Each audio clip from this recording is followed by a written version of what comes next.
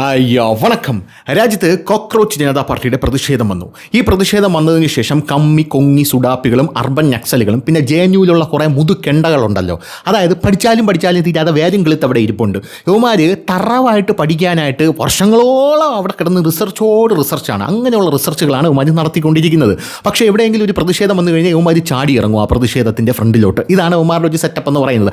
ആ അവസരം, അതായത് CJPയുടെ ഈ പ്രൊട്ടസ്റ്റിൻ്റെ അവസരം മുതലാക്കിക്കൊണ്ട് യുവമാർ ഇന്ത്യൻ പ്രധാനമന്ത്രി നരേന്ദ്രമോദിയെ അധിക്ഷേപിച്ചു. പിന്നെ പ്രധാനമന്ത്രി നരേന്ദ്രമോദിയല്ലേ, അദ്ദേഹത്തിനെ ആർക്കും അധിക്ഷേപിക്കാം. പക്ഷേ അദ്ദേഹത്തിൻ്റെ അമ്മയെ അധിക്ഷേപിക്കുന്നു, അദ്ദേഹത്തിൻ്റെ ലൈംഗികപരമായിട്ട് അധിക്ഷേപിക്കുന്നു. പ്രധാനമന്ത്രി നരേന്ദ്രമോദിയുടെ അച്ഛന് പറയുന്നു, പ്രധാനമന്ത്രി നരേന്ദ്രമോദിയെ വളരെ തരം താഴ്ന്ന രീതിയിലുള്ള പച്ചത്തെറികൾ വിളിക്കുന്നു. അതിന് ഇവിടെയുള്ള അൾട്രാ ലിബറലുകളുണ്ടല്ലോ, അൾട്രാ ലിബറലുകൾ എന്ന് പറയുമ്പോൾ നമുക്കറിയാലോ പൊളിറ്റിക്കൽ കറക്റ്റ്നെസ്സിൻ്റെ ആൾക്കാരാണ്.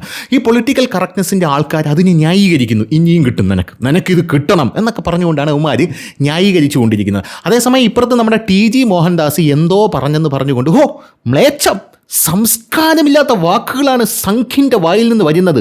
മറ്റേ കിഴങ്ങന്മാരുണ്ടല്ലോ, മറ്റേ മീഡിയ ഫണ്ട് എന്ന് പറയുന്നത്, അവരാണെങ്കിൽ സംഘത്തിൻ്റെ വിശ്വരൂപം ഇതാണ് എന്ന് പറഞ്ഞ് വലിയ രീതിയിൽ അടുപ്പൂട്ടി ചർച്ചയൊക്കെ നടത്തിയിട്ടുണ്ടായിരുന്നു. TG മോഹൻദാസ് ഇത് പറഞ്ഞപ്പോൾ. അതേസമയം ഇന്ത്യൻ പ്രധാനമന്ത്രി നരേന്ദ്രമോദിയുടെ അമ്മയെ ഒരു ജനനേന്ദ്രിയത്തിൻ്റെ പടം വരച്ച് അധിക്ഷേപിക്കുന്നത് കണ്ടു കഴിഞ്ഞാൽ ഇതാണ് ഇന്ത്യൻ യുവതയുടെ ശബ്ദം എന്ന് പറഞ്ഞ് യൗമാർ അതിനെ ബൂസ്റ്റ് ചെയ്യും. എന്നാൽ ഇപ്പുറത്ത് TG മോഹൻദാസ് അതേ നാണയത്തിൽ ഒരു വിമർശനം യൗമാർ അണ്ണാക്കിൽ അടിച്ചു കൊടുത്തു കഴിഞ്ഞാൽ യൗമാർ പറയുമ്പോൾ സംഘിൻ്റെ വിശ്വരൂപം കണ്ടോ എന്ന്.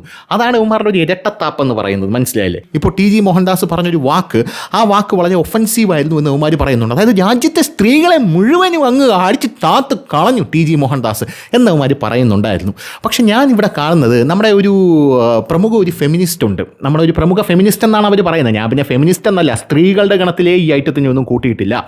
ആ ഫെമിനിസ്റ്റ് ആണെങ്കിൽ ഒരു ചാനൽ ചർച്ചയിൽ കയറിയിരുന്ന് പറഞ്ഞു, നേരത്തെ ഒരു ചാനൽ ചർച്ചയിൽ ഒരു പോഡ്കാസ്റ്റിൽ കയറിയിരുന്ന് കണ്ണീര് പൊഴിക്കുന്നുണ്ടായിരുന്നു. എന്നെ എല്ലാവരും വെടി എന്ന് വിളിക്കുന്നു എന്ന് പറഞ്ഞ് കണ്ണീര് പൊഴിക്കുന്നുണ്ടായിരുന്നു. അങ്ങനെ കണ്ണീര് പൊഴിച്ചവർ ഒരു ചാനൽ ചർച്ചയിൽ കയറിയിരുന്ന് പറയുകയാണ്, ഫെമിനിസ്റ്റുകളുമായിട്ട് ബന്ധം സ്ഥാപിക്കുന്നവരുടെ ഭാഗ്യം, കാരണം അവർക്ക് സെക്സിനൊന്നും ഒരു പഞ്ഞവും കാണില്ല എന്നിവർ പറഞ്ഞു. സ്വാഭാവികമായിട്ടും ഇവരെന്താണ്, ഇടതുപക്ഷ അനുകൂല മതനിരപേക്ഷ അങ്ങനെ ഒരു ഡിമാല സെറ്റപ്പിലാണ് അവർ നിൽക്കുന്നത്. അങ്ങനെ നിൽക്കുന്നത് കൊണ്ട് തന്നെ ഒരു പ്രശ്നവുമില്ല, മക്കൾ പറഞ്ഞു എന്നുള്ളതാണ്. അതേസമയം ഞാനാണിപ്പോൾ ഈ ചാനൽ വഴി ഇങ്ങനെ വിളിച്ച് പറയുന്നത്, ഫെമിനിസ്റ്റുകളുമായിട്ടൊക്കെ ബന്ധം വയ്ക്കുന്നവരുടെ ഭാഗ്യം, അവർക്ക് സെക്സിനൊന്നും ഒരു പഞ്ഞവും കാണില്ല എന്ന് പറഞ്ഞു കഴിഞ്ഞാൽ യവന്മാർ ആദ്യം മുണ്ടൂരി തലയെ കെട്ടും. എന്നിട്ട് യവന്മാർ ടയർ കഴുത്തിന് ചുറ്റുമിട്ട് കത്തിച്ചുകൊണ്ട് എൻ്റെ വീട്ടിലോട്ട് മാർച്ച് കിടത്തും. എൻ്റെ വീട്ടിലോട്ട് വന്നിട്ട് യവന്മാർ പറയും, രാജ്യത്തെ ഫെമിനിസ്റ്റുകളെ മുഴുവൻ നീ അധിക്ഷേപിക്കുന്നോടാ. എടാ, നിനക്ക് ഫെമിനിസം എന്താണെന്ന് അറിയാമോ? ഫെമിനിസ്റ്റ് മൂവ്മെൻറ്റ് എന്താണെന്ന് അറിയാമോ? സ്ത്രീകൾ അനുഭവിക്കുന്ന ആ 7 ദിവസത്തിലെ കഷ്ടപ്പാട് നിനക്കറിയാമോ? ആ 7 ദിവസങ്ങൾ എനിക്ക് തരൂ പെങ്ങളെ എന്നൊക്കെ പറഞ്ഞുകൊണ്ട് യവന്മാർ അതിഭീകരമായിട്ടുള്ള മറ്റേ കുണച്ചാ സാഹിത്യമൊക്കെ എഴുതിക്കൊണ്ട് യവന്മാർ മുണ്ടൂരി തലയെ കെട്ടി യവന്മാർ തുണിയില്ലാതെ ആട് ഇവിടെ കിടന്നുണ്ട്. അതൊക്കെയാണ് നിന്നെയൊക്കെ വെറുക്കാനുള്ള പ്രധാനപ്പെട്ട ഒരു കാരണം എന്ന് പറയുന്നത്. ഇപ്പോൾ കാര്യം ക്ലിയർ ആയല്ലോ. ഇതിലും ഭംഗിയായിട്ട് എനിക്കത് പറഞ്ഞു തരാൻ പറ്റില്ല. എന്തായാലും അതവിടെ നിൽക്കട്ടെ. CJPയുടെ പ്രൊട്ടസ്റ്റിൽ ഇന്ത്യൻ പ്രധാനമന്ത്രി അധിക്ഷേപിച്ചല്ലോ. മനസ്സിലുണ്ട് കേട്ടോ ഈ കാര്യങ്ങളൊക്കെ. ഇന്ത്യൻ പ്രധാനമന്ത്രി അധിക്ഷേപിച്ചത് പ്രധാനമന്ത്രി ക്ഷമിക്കുമായിരിക്കും. പക്ഷേ അതിപ്പോൾ രാഹുൽ ഗാന്ധി ആയാലും ശരി, ഇന്ത്യൻ പ്രധാനമന്ത്രി നരേന്ദ്രമോദി ആയാലും ശരി തന്നെ, ഇന്ത്യൻ പ്രധാനമന്ത്രി അതൊരു പോസ്റ്റാണ്. ആ പോസ്റ്റിനാണ് നമ്മൾ ബഹുമാനം കൊടുക്കുന്നത്.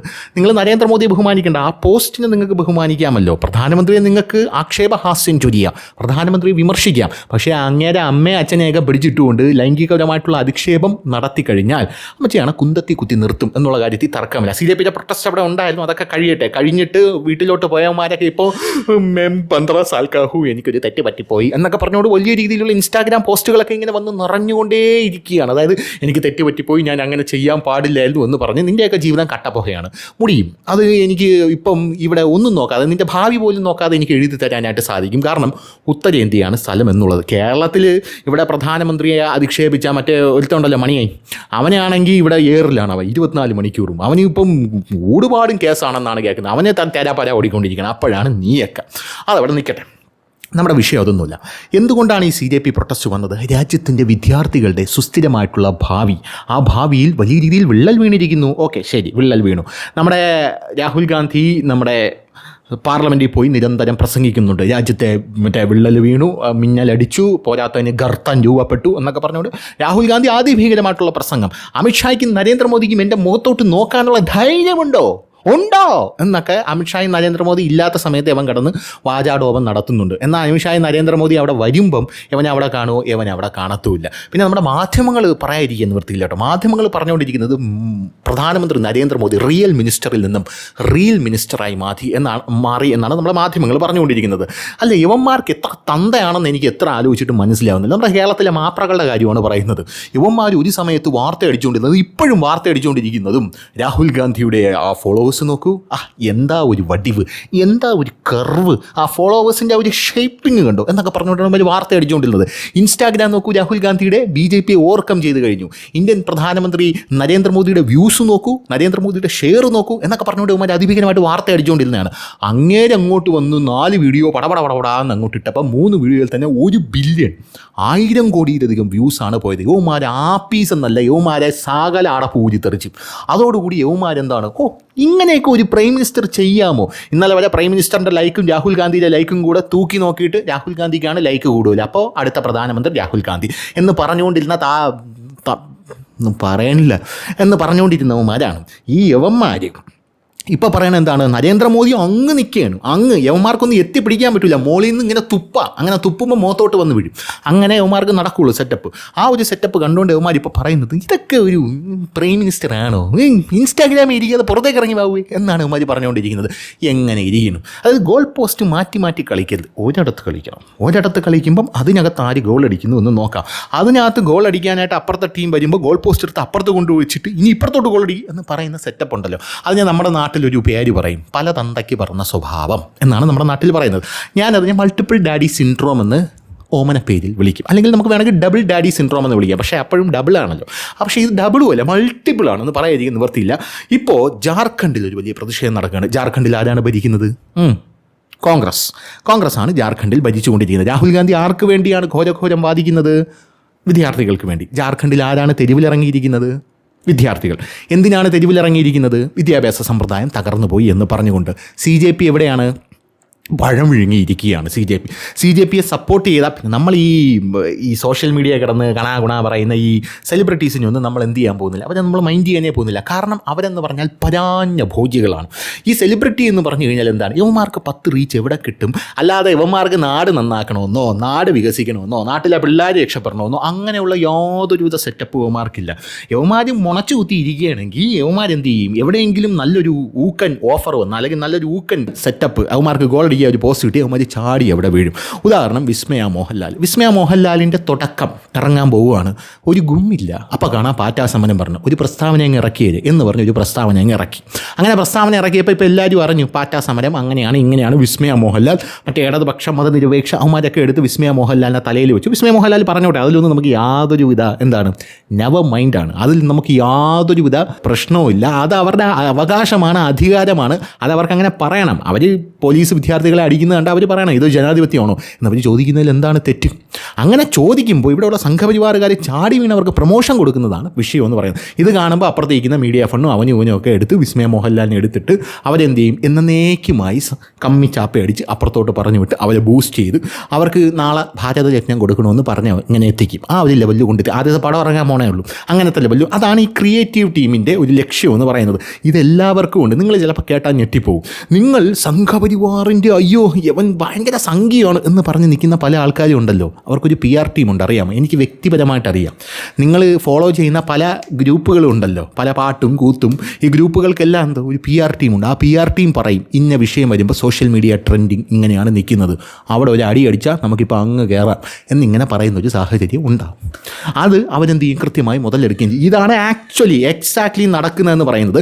പിന്നെ ഇതിനകത്ത് വളരെ ചുരുക്കം ചില അന്തം കമ്മികളും അങ്ങനെയുള്ള ആൾക്കാരൊക്കെ കാണും, വളരെ വിക്ഷോഭണത്തോടു കൂടിയൊക്കെ വന്ന് നിന്നുകൊണ്ട് രാജ്യം നശിക്കുന്നു അയ്യോ എന്നൊക്കെ പറഞ്ഞുകൊണ്ട് അന്ധമായിട്ട് വിരോധം പ്രകടിപ്പിക്കുന്ന കുറേ ആൾക്കാരുണ്ടായിരിക്കാം. അവന്മാരെ പാട് നോക്കി പോവുക എന്നുള്ളത് മാത്രമേ ഉള്ളൂ. എന്തായിരുന്നാലും ജാർഖണ്ഡിൽ വലിയ പ്രതിഷേധം നടക്കുകയാണ്. ഞാനൊരു കാര്യം ചെയ്യും, ആദ്യം അതിൻ്റെ വിഷ്വൽ ഒന്ന് കാണിച്ചു തരാം. എത്രത്തോളം ഭീകരമാണ് അല്ലെങ്കിൽ എത്രത്തോളം ഗുരുതരമാണ് ആ പ്രതിഷേധം ഒന്ന് കാണിക്കാൻ എൻ്റെ വിഷ്വൽ ഒന്ന് കാണിച്ചു തരാം.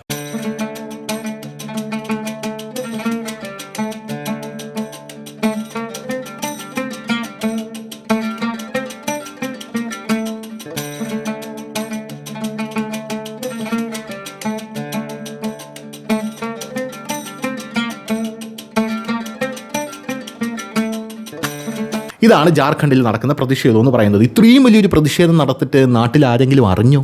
ഏതെങ്കിലും മാധ്യമങ്ങൾ വാർത്ത കൊടുത്തോ? ഭരണഘടനയുമായിട്ടാണ് അവിടെയുള്ള വിദ്യാർത്ഥികൾ നടന്ന് നീങ്ങുന്നത് എന്നുള്ളതാണ് പ്രധാനപ്പെട്ട കാര്യം. ഈ ജാർഖണ്ഡ് ഇവിടെ പഞ്ചാബിൽ നടക്കുന്ന പ്രതിഷേധം പറഞ്ഞാൽ പഞ്ചാബിൽ ചോദ്യപേപ്പർ ഈ നീറ്റിൻ്റെ ഈ സമരം CJP നടത്തിക്കൊണ്ടിരുന്നപ്പോൾ ചോദ്യപേപ്പർ ചോർന്നു. ആ ചോർന്ന ചോദ്യപേപ്പറിനെ കുറിച്ച് ചോദിക്കാനായിട്ട് അഭിജിത്ത് ദീപ്കയുടെ അടുത്ത് ആൾക്കാർ എത്തിയപ്പോൾ അവൻ പറഞ്ഞത് നീ ഗോദി മീഡിയ ആണെന്ന്. ഇതാണ് അവൻ്റെ ഉത്തരം എന്ന് പറയുന്നത്. ഈ കൃത്യമായിട്ടുള്ള ഉത്തരം തരണം. കൃത്യമായിട്ടുള്ള ഉത്തരം തന്നില്ലെങ്കിൽ ഗോദി മീഡിയ, ചാണകം, ഗോമൂത്രം എന്നൊക്കെ പറഞ്ഞ് ആശ്വസിക്കാമെന്നുള്ളത് മാത്രമേ ഉള്ളൂ. വീണ്ടും ഇന്ത്യൻ പ്രധാനമന്ത്രി നരേന്ദ്രമോദി വന്നുകൊണ്ടിരിക്കും. ഓരോ സംസ്ഥാനങ്ങളായിട്ട് BJP കീഴടക്കിക്കൊണ്ടേയിരിക്കും. അപ്പോഴും നിങ്ങൾ അപ്പുറത്തിൽ നിന്ന് ഗോമൂത്രം, ചാണകം എന്ന് പറഞ്ഞിങ്ങനെ വലിച്ചുകൊണ്ടിരിക്കും. അത് മാത്രമേ ഇവിടെ നടക്കാനായിട്ട് പോകുന്നുള്ളൂ എന്ന് കൃത്യമായിട്ട് മനസ്സിലാക്കിയിരിക്കുക. പഞ്ചാബിൽ പ്രതിഷേധം നടന്നതാണ്. പഞ്ചാബിൽ നിന്ന് ഇത് മാത്രമല്ല പഞ്ചാബിലെ പ്രതിഷേധം. പഞ്ചാബിൽ ഇവിടെ കൊച്ചുകുട്ടികളുണ്ടല്ലോ, കൊച്ചുകുട്ടികൾ സ്കൂളിൻ്റെ വെളിയിൽ ഇറങ്ങി പ്രതിഷേധം നടത്തുന്ന ഒരു വിഷ്വൽ പുറത്ത് വന്നിട്ടുണ്ട്. കാണണോ? ഒന്ന് കാണിച്ചു തരാം.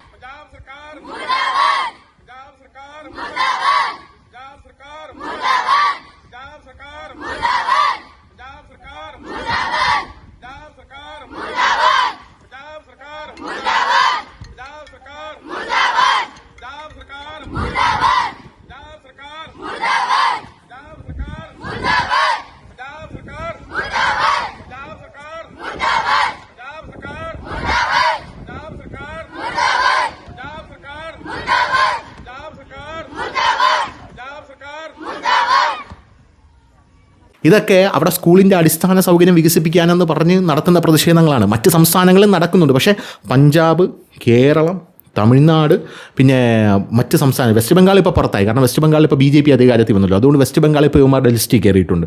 അങ്ങനെ പല ഇന്ത്യ മുന്നണി ഭരിക്കുന്ന സംസ്ഥാനങ്ങളിലും വലിയ രീതിയിലുള്ള പ്രതിഷേധം നടക്കുകയാണ്. വലിയ രീതിയിൽ ജനങ്ങൾ, വിദ്യാർത്ഥികൾ തെരുവിൽ ഇറങ്ങിക്കൊണ്ടിരിക്കുകയാണ്. ഇതൊന്നും നമ്മുടെ മാധ്യമങ്ങൾ കാണിക്കുന്നില്ല എന്നുള്ളതാണ് പ്രധാനപ്പെട്ട കാര്യം എന്ന് പറയുന്നത്.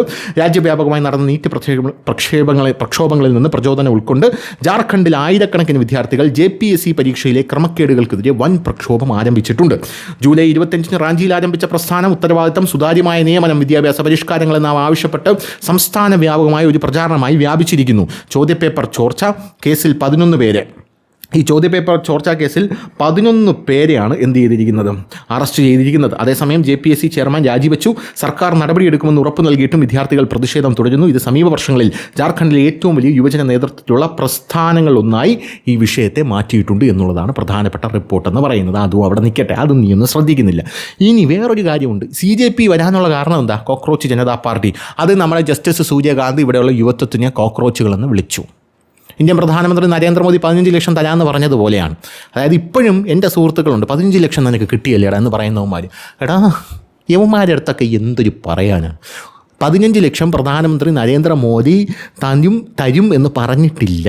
അദ്ദേഹം പറഞ്ഞിരിക്കുന്നത്, ഇന്ത്യൻ പ്രധാനമന്ത്രിയാവും മുമ്പേ അദ്ദേഹം പറഞ്ഞിരിക്കുന്നത്, നമ്മുടെ രാജ്യത്തെ കള്ളപ്പണം, ഈ സ്വിസ് ബാങ്കിൽ കിടക്കുന്ന കള്ളപ്പണമൊക്കെ നമ്മൾ പിറക്കി നമ്മുടെ രാജ്യത്തേക്ക് കൊണ്ടുവന്നാൽ ഓരോ പൗരൻ്റെ അക്കൗണ്ടിലും 15 ലക്ഷം രൂപ വരെ ഇട്ടുകൊടുക്കാൻ തക്ക ബാഹുല്യം, അത്രയ്ക്ക് ഹ്യൂജ് എമൗണ്ടാണ് അവിടെ ഇരിക്കുന്നത് എന്നാണ് പ്രധാനമന്ത്രി പറഞ്ഞത്.